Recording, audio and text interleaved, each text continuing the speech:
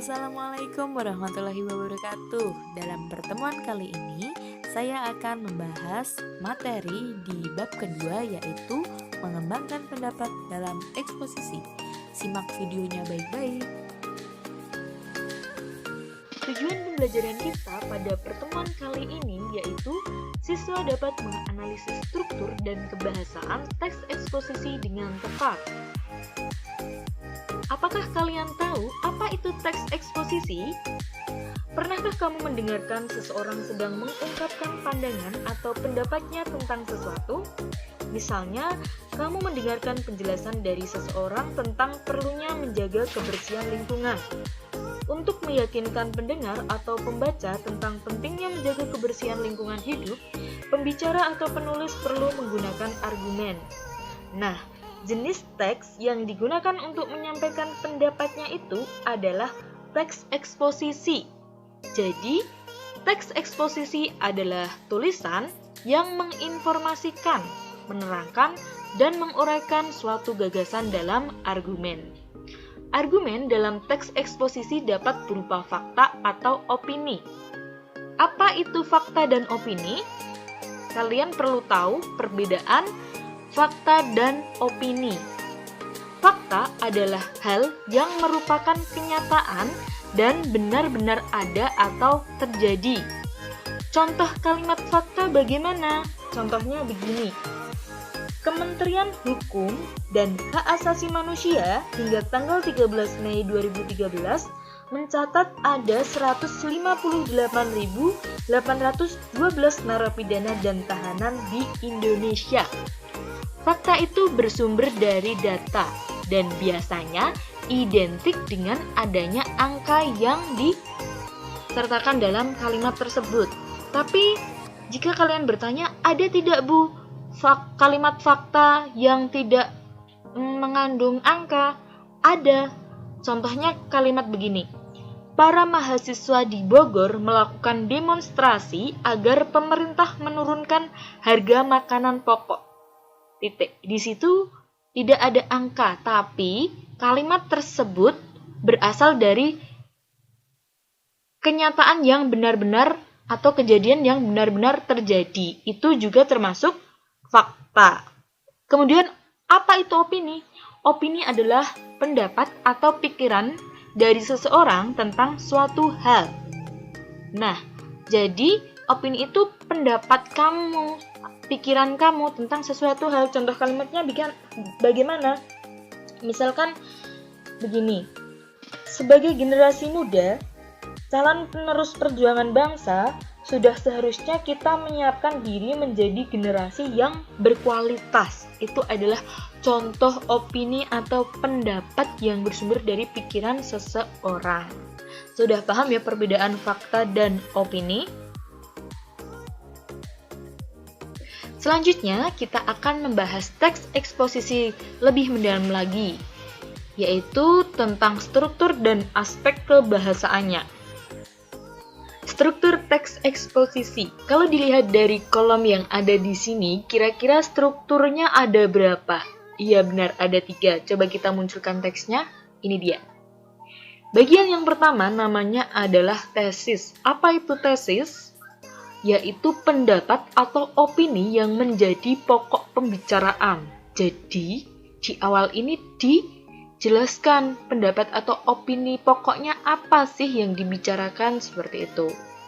Kalau dari kalimatnya, dengan berbagai teknologi intensifikasi sederhana, pekarangan dapat menjadi sumber bahan pokok makanan seperti beras, sayur mayur, dan ikan. Jadi pendapatnya dengan berbagai teknologi yang lebih tinggi tapi sederhana, pekarangan itu dapat menjadi sumber bahan pokok. Seperti yang disebutkan ini opini yang mau diinformasikan atau diuraikan. Kemudian, bagian yang kedua namanya adalah argumentasi. Apa itu argumentasi? Argumentasi adalah suatu bentuk bukti atau alasan yang digunakan untuk memperkuat pendapat dalam sebuah tesis. Jadi, bagian argumentasi ini merupakan bukti atau alasan untuk memperkuat tesis yang merupakan bagian pertama. Coba kita lihat teksnya. Ada beberapa alasan pemanfaatan pekarangan sebagai sumber bahan makanan pokok. Pertama, aneka tanaman sayur mayur seperti kacang panjang, cabai, kangkung darat, dan terong dapat ditanam di media selain tanah. Nah, itu bukti atau alasan untuk memperkuat tesis, namanya bagian argumentasi. Dan seterusnya kalimatnya. Selanjutnya di bagian yang terakhir namanya ada penegasan ulang. Apa itu penegasan ulang? Penegasan ulang itu adalah simpulan yang menegaskan kembali pokok-pokoknya dari tesis yang diungkapkan tadi. Coba kita lihat. Melalui pembimbingan teknologi tepat guna, hasil panen itu dapat diolah menjadi aneka jenis komoditas pangan olahan skala rumah tangga. Ubi singkong dan pisang misalnya dapat diolah menjadi keripik. Selain itu, bahan makanan tersebut dapat diolah menjadi bermacam-macam produk jajanan. Dengan demikian, nah ini kan ada frasa kesimpulan, dengan demikian, pekarangan dengan sedikit sentuhan teknologi tepat guna dapat mewujudkan kecukupan pangan masyarakat. Jadi penegasan ulang itu berisi simpulan yang menegaskan kembali apa yang diungkapkan dalam tesis, diperkuat dengan argumentasinya. Oke, kita masuk ke aspek kebahasaan. Nah, aspek kebahasaan yang sering muncul di teks eksposisi yang pertama adalah istilah. Apa itu istilah? Istilah adalah kata atau ungkapan khusus sesuai dengan bidang permasalahan yang dibahas. Dalam teks eksposisi sebelumnya ada kata komoditas. Komoditas itu artinya apa? Barang dagangan utama atau benda niaga. Kemudian misalkan istilah lain, ada istilah apa? Misalkan tradisi, istilah sakral, kayak gitu ya. Tradisi kan artinya ada kebiasaan turun-temurun. Kalau sakral itu artinya suci atau keramat, itu adalah contoh istilah. Kemudian, yang kedua adalah adjektiva atau kata sifat. Biasanya, adjektiva atau kata sifat ini dipakai untuk mengungkapkan sifat atau keadaan. Pasti kalian sudah paham ya, yang termasuk kata sifat itu apa saja. Contohnya, ada kata banyak, dingin, indah, jelek, cantik, luas, kayak gitu dan lain-lain. Itu termasuk kata sifat. Biasanya sering digunakan dalam teks eksposisi. Yang ketiga, ada kalimat aktif transitif. Apa itu kalimat aktif transitif? Yaitu kalimat yang memiliki atau memunculkan fungsi objek. Biasanya berawalan me atau men. Kalimat ini berupa kalimat aktif yang dapat diubah menjadi bentuk kalimat pasif. Contohnya begini. Setiap siswa harus memiliki sifat terpuji. Memiliki. Kata dasarnya adalah milik. Kemudian berawalan ditambahi awalan memiliki. Itu adalah kalimat aktif. Setiap siswa harus memiliki sifat terpuji. Kalau kalimat aktif ini diubah menjadi kalimat pasif, menjadi kalimat sifat terpuji harus dimiliki oleh setiap siswa. Setiap siswa itu adalah subjek, kemudian harus memiliki adalah predikat, kemudian sifat terpuji itu adalah objeknya. Jadi kalau kalimat aktif transitif itu harus memiliki objek.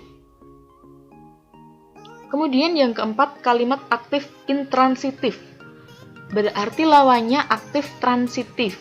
Kalimat aktif intransitif yaitu kalimat yang tidak memiliki atau tidak memunculkan objek.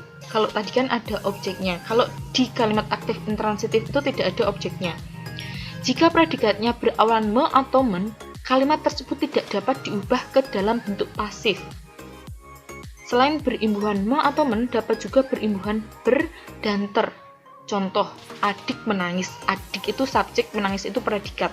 Tidak perlu objek. Kemudian, pesawat itu mengudara dengan sempurna. Pesawat itu subjek, mengudara itu predikat. Nah, dengan sempurna itu bukan objek tapi keterangan para. Kemudian yang berawalan ber, Andi berlari dengan cepat. Andi subjek, berlari predikat, dengan cepat bukan objek tapi keterangan lagi. Kalau yang imbuhannya ter apa contohnya? Misalkan Andi tertidur. Seperti itu. Andi tertawa. Itu contoh kalimat aktif intransitif. Oke, sudah cukup jelas ya. Jika ada yang kurang jelas bisa ditanyakan.